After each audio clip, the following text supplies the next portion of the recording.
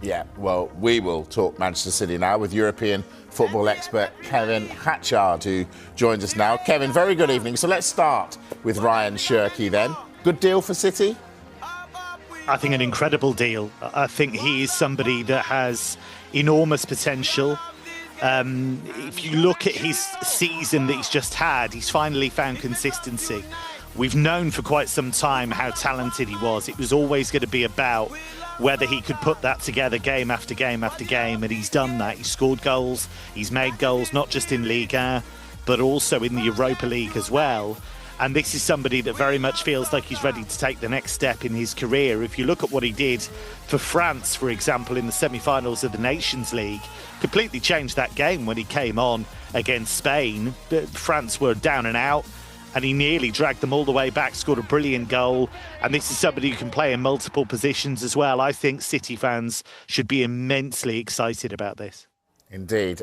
Should Chelsea fans, on the other hand, be really disappointed that they didn't get Jamie Gittins over the line?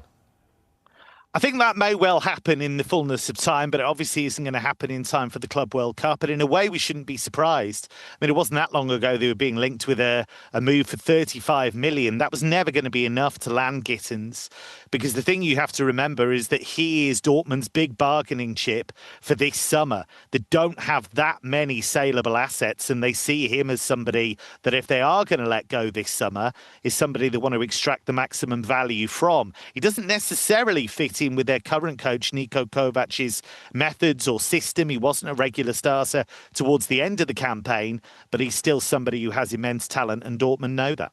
OK, well, they didn't get that done, and they've walked away from Mike Maignan deal. Is that a mistake? I think it is. I think if you look at Chelsea's setup at the moment, they don't have that many leaders, I would argue.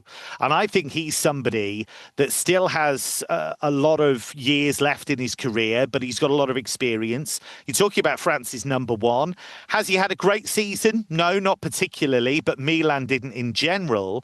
But I think when he's at his top level, he's one of the best goalkeepers around. So I think for the numbers that were being talked about, I just wonder if Chelsea have walked away from a big opportunity there, because he would have been, I believe, a significant upgrade on what they have right now.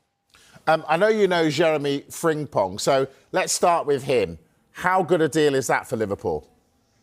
I think it's really exciting. He's very different to Trent Alexander-Arnold in the way that they interpret that position, because Alexander-Arnold's all about what he can do with the ball at his feet in terms of passing and in terms of crosses. Frimpong's very much about carrying the ball. He's got loads of energy, loads of pace, and he's somebody that's played multiple positions for Bayer Leverkusen. He's played as a wing-back, he's played a bit of full-back, but mainly higher up the pitch. He's also played as a wide forward. And he's somebody that was a big part of them winning an unbeaten league and cup double by Leverkusen. It had never been done before in German history, and he was a big part of that happening. Yeah, and of course, they've got him, Liverpool. They're after Florian Wirtz. How good a deal would that be for them? I think it would be an enormous statement from Liverpool, because the perceived wisdom in Germany for quite some time has been that Bayern were going to get him if he was going to leave in the summer, but Bayern seemed to have walked away from that in terms of knowing it wasn't going to happen for them. There's a bit of wailing and gnashing of teeth in Munich at the moment, a bit of finger pointing, because that was a deal they so wanted to get done, but it seems that Wirtz has decided against staying in Germany, and Liverpool are front runners. And I think if they bring him in, injury permitting, I think you're talking about a top player for Liverpool for years to come, and somebody who I think would become their key player in the fullness of time. He is immensely talented, but he also has the work rate to go with it. Kevin, in the last hour, I put this to Andy Brassel. We were talking Arsenal and their pursuit of Benjamin Sesko, and he said if it was him, he'd be going for Gyökeres. Would you? I think we have a slight disagreement here, me and Andy. I think if you want proven track record, somebody who'll come in and maybe score lots of goals straight away, I think Gyökeres is the guy you want. I think if you're looking slightly longer term, I think Sesko maybe has a higher ceiling. I think there is an incredible talent there. He's tall, he's quick, he's great in the air, he scores outrageous goals. That consistency, I think, will come. I think he's got rough edges that need smoothing, But I think there is an incredibly talented player there. And in a pretty poor Leipzig team this season, he performed, he scored goals. And so I think in the longer term, I would go for Šeško. Ah, that's interesting. I want to talk about Brighton's move for Charalampos Kostaulas. Tell us about him.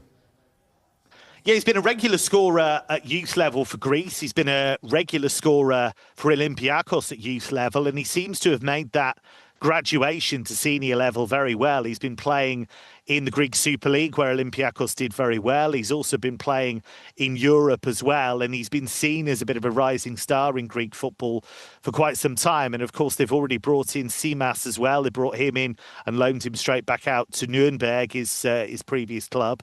So it could well be that Brighton have nipped in ahead of a lot of rivals and got another good one on their hands there. And finally, I want to talk Real Madrid. Dean Howson and Trent Alexander-Arnold, now Madrid players. Good business for Madrid? I think amazing business, especially Howson. I think Howson's one of the most exciting defensive talents in Europe. I think he could be a starting centre-back for Real Madrid in Spain for the next 10 years. I think on the ball he's incredible. I think his defensive work is improving all the time. He's benefited from playing for Andoni Iraola in the last year. Trent Alexander-Arnold, I think he's very exciting as well. But actually, if you're looking at the two, Howson, I think, is maybe the one that excites me the most in the long term, but make no mistake, Trent Alexander-Arnold is a brilliant signing. And I think that what this speaks to is Real Madrid's determination to try and win that Club World Cup. I think they're really wounded about what happened this season against Barcelona, not only in the league, but in the Cups as well. And I think they want to make a statement by winning that tournament. Kevin Hatchard whizzing us round Europe. Kevin, appreciate that. Thank you. Thanks a lot.